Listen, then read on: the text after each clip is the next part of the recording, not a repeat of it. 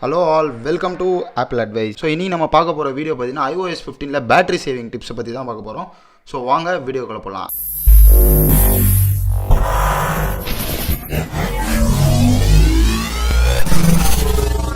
So இந்த வீடியோவில் பார்த்தீங்கன்னா ஒரு 5 to 6 டிப்ஸ் சொல்கிறேன். அதை வச்சு நீங்கள் வந்து கொஞ்சம் பேட்டரி லைஃபை இன்னும் இன்க்ரீஸ் பண்ணலாம். இது வந்து நிறைய பேருக்கு தெரிஞ்சிருக்கலாம். ஸோ தெரியாதவங்களுக்கு இந்த வீடியோ யூஸ்ஃபுல்லாக இருக்கும்.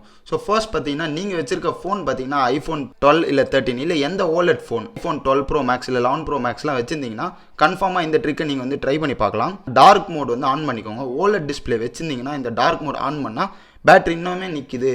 இந்த மாதிரி நான் நிறைய வீடியோஸ் இன்டர்நெட்லேயே பார்த்துருக்கேன். நானும் பர்சனலாக எக்ஸ்பீரியன்ஸ் பண்ணி பார்த்துருக்கேன். ஸோ டார்க் மோட் ஆனில் வச்சுக்கோங்க. நீங்கள் வந்து ஒரு OLED ஸ்க்ரீன் வச்சுருந்தீங்க 11லாம் வச்சுருந்தீங்கன்னா ஓகே, நீங்கள் டார்க் மோட் ஆன் பண்ணாலும் ஓகே. ஏன்னா டார்க் மோட் ஆன் பண்ணால் பிளாக் கலர் தரும் பேக்ரவுண்டு. ஸோ வந்து சார்ஜ் வந்து கம்மியாக யூஸ் ஆகும். ஸோ ரெண்டாவது பார்த்தீங்கன்னா இப்போ வந்து நீங்கள் பேட்டரிக்குள்ளே போயிடுங்க.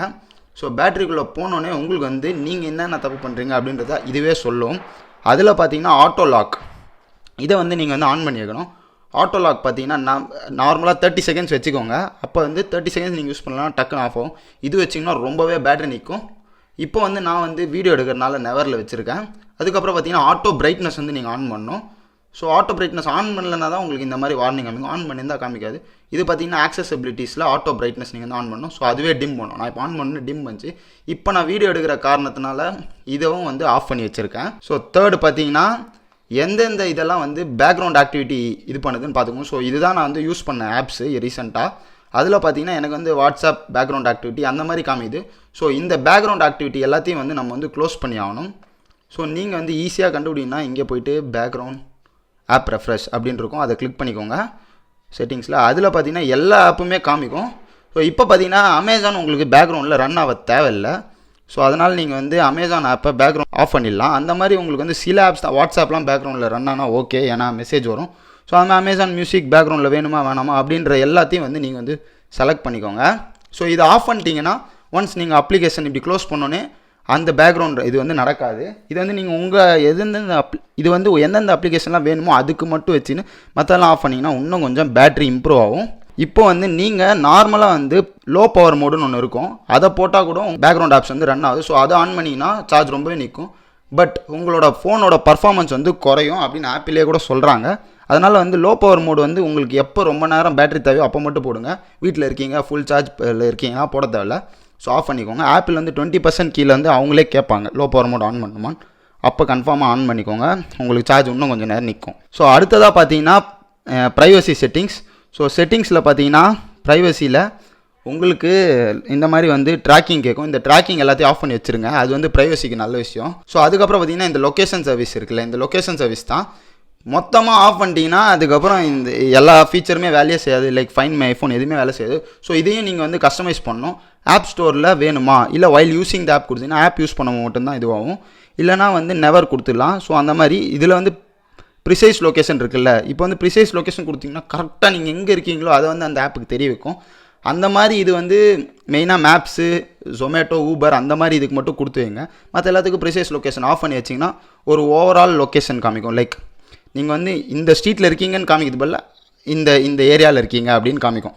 அதுதான் வந்து ப்ரிசைஸ் லொக்கேஷன் ஆன் பண்ணாமல் இருக்கிறது தான் நல்லது. இப்போ ஜொமேட்டோனா கன்ஃபார்மாக நம்ம வீட்டு அட்ரஸ் தரணும், அதுக்கெலாம் மட்டும் ஆன் பண்ணி வச்சுக்கோங்க. ஸோ அந்த மாதிரி ஒரு ஆப்புலேயும் போய் நான் க்ளோஸ் பண்ணணும்னு சொல்கிறேன். புக் மை ஷோ வந்து நீங்கள் யூஸ் பண்ண மட்டும் நீங்கள் எங்கே இருந்துன்னு தெரிஞ்சால் போதும்.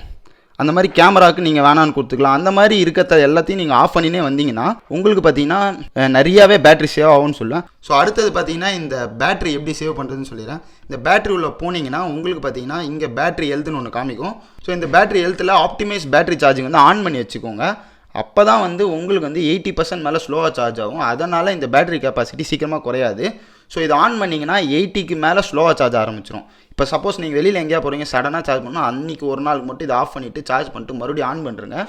இது வந்து பார்த்தீங்கன்னா உங்கள் பேட்டரிக்கு ரொம்ப நல்லது. அப்போ தான் உங்கள் பேட்டரி ஹெல்த் நல்லாவே இருக்கும். ஸோ இது 100லேருந்து குறையஞ்சினே வரும்ல, இதை வந்து இந்த ஆப்டிமைஸ் பேட்டரி சார்ஜிங் ஆன் பண்ணினா இன்னும் கொஞ்சம் ஸ்லோவாக குறையும். ஸோ இதை வந்து கன்ஃபார்மாக ஆன் பண்ணி வச்சுக்கோங்க. உங்கள் புதுசாக ஒரு ஃபோன் வாங்கினா கன்ஃபார்மாக ஆன் பண்ணி வச்சுக்கோங்க. அப்போ தான் வந்து இந்த பேட்டரி வந்து ரொம்ப நாள் வரும்.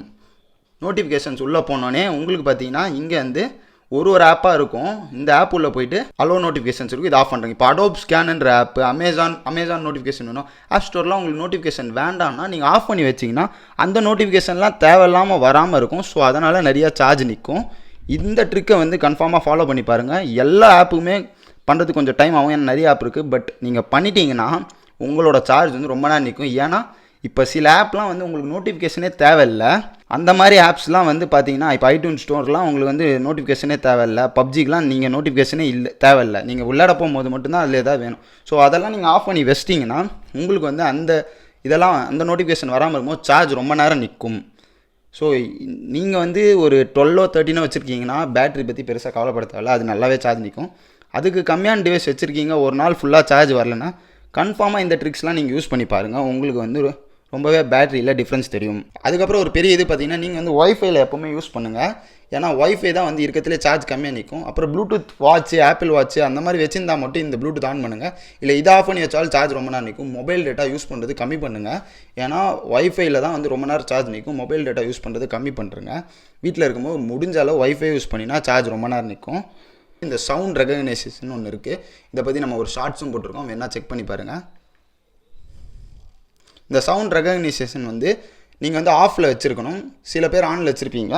இது வந்து இந்த சவுண்ட்ஸ்லாம் வந்து அது கேட்டுருக்கும். லைக் ஒரு டாக் பார்க் பண்ணுறதோ அந்த மாதிரி நிறைய சவுண்ட்ஸ் வந்து அது வந்து எப்போ பார்த்தா லிசன் பண்ணினே இருக்கும். இது ஆன் பண்ணி வச்சுருந்தா நிறைய சார்ஜ் இருக்கும். ஸோ இதை வந்து ஆஃப் பண்ணுறங்க. முடிஞ்ச அளவு உங்களுக்கு நிறையா சார்ஜ் வேணும்னா இந்த லோ பவர் மோடை வந்து யூஸ் பண்ணி பாருங்கள். ஸோ இதெல்லாம் யூஸ் பண்ணிட்டு உங்களுக்கு சார்ஜ் நிற்குன்றதை நான் நம்புகிறேன். ஸோ இந்த வீடியோ உங்களுக்கு ரொம்பவே யூஸ்ஃபுல்லாக இருக்கும்னு நினைக்கிறேன். தேங்க்ஸ் ஃபார் வாட்சிங் apple advice. See you in a new video.